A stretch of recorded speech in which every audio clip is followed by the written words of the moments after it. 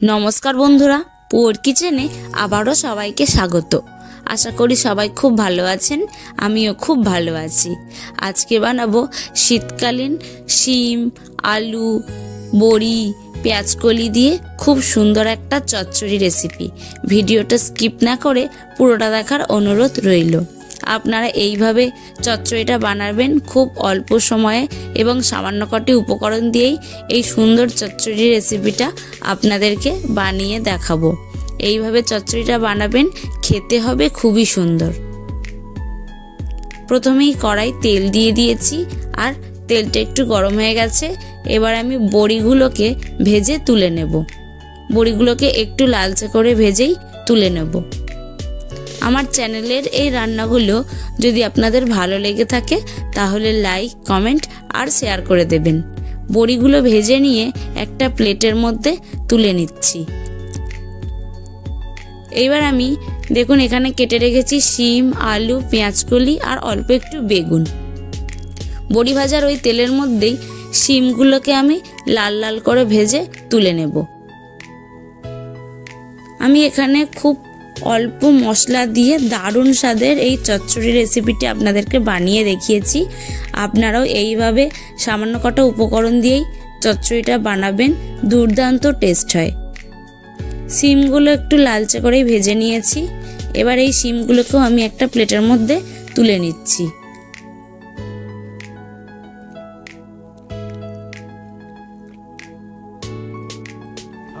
এবার ওই তেলের মধ্যেই আর একটু তেল দিয়ে নিলাম। এবার আমি আলুগুলোকেও ভেজে নেব।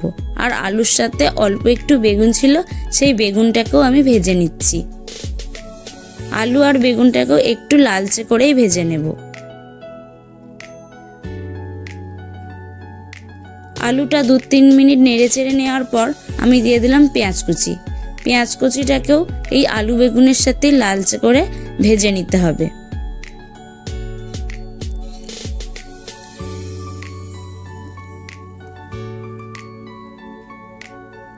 আমার চ্যানেলটিকে এখনও যারা সাবস্ক্রাইব করেননি তারা চ্যানেলটিকে সাবস্ক্রাইব করে বেল বাটনটি প্রেস করে পাশে থাকবেন।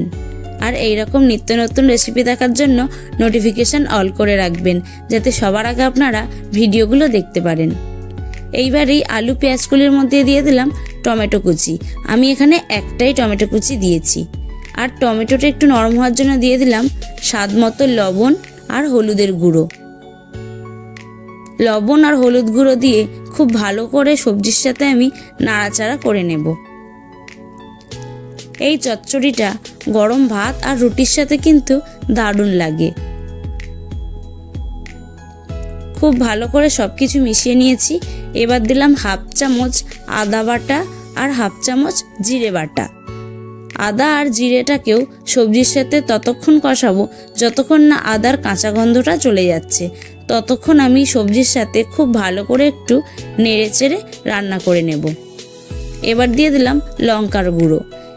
একটু ঝাল ঝাল এই চচ্চড়িটা খেতে ভালো লাগবে, তাই আমি 2 চামচ লঙ্কা গুঁড়ো দিয়ে খুব ভালো করে সবজির সাথে রান্না করে নিয়েছি। তারপর দিয়ে দিলাম ভেজে রাখা শিম। বড়িটা আমি এখন দেবো না, বড়িটা একটু পরে দেবো। শিমটাকে দিয়েও খুব ভালো করে সবজির সাথে সব কিছু আমি মিশিয়ে রান্না করে নিচ্ছি। এই রান্নাতে আমি আর কোনো মশলাই দেব না। দেখলেন তো কত অল্প মশলা দিয়ে কি দারুণ স্বাদের একটি চচ্চড়ি রেসিপি বানানো হয়ে যাচ্ছে। এইবার এই সবজিটাকে খুব ভালো করে নেড়ে চেড়ে নিয়েছি। সামান্য একটু জল দিয়ে দিলাম যাতে মশলাগুলো যাতে না পুড়ে যায়। জল দিয়েও খুব ভালো করে একটু আমি সব কিছু মিশিয়ে রান্না করে নিচ্ছি। দেখুন মশলা সবজির সাথে খুব সুন্দরভাবে মাখো মাখো হয়ে মিশে গেছে আর মশলা থেকে অনেকটা তেলও ছেড়ে দিয়েছে। এখন এই সবজিটা একদম কষানো হয়ে গেছে। এইবার দিয়ে দেবো ভেজে রাখা বড়ি। ভেজে রাখা বড়ি দিয়েও আবারও একটু নেড়ে চেড়ে রান্না করে নিতে হবে। ভিডিওটা কেমন লাগলো কমেন্ট করে জানাবেন। আর রেসিপিটা যদি খুব বেশি আপনাদের ভালো লেগে থাকে তাহলে আপনাদের আত্মীয় পরিজন বা বন্ধুদের শেয়ার করে দেবেন। সবজি আর বড়ি খুব ভালো করে কষানো হয়ে গেছে। এবার আমি দিয়ে দেবো পরিমাণ মতো জল। পরিমাণ মতো জল দিয়ে খুব ভালো করে নেড়েচেড়ে সব কিছু একটু মিশিয়ে নেব।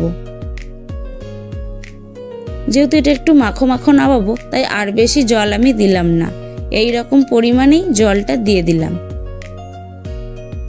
জল দিয়ে সব কিছু খুব ভালো করে মিশিয়ে নিয়েছি। এবার কিছুক্ষণের জন্য একটা চাপা ঢাকা দিয়ে সবজিগুলো একটু সেদ্ধ করে নেব। ফিরে এলাম কিছুক্ষণ পর। দেখুন সবজি থেকে ঝোলটাও শুকনো হয়ে গেছে আর সবজিগুলো খুব সুন্দরভাবে সেদ্ধ হয়ে গেছে।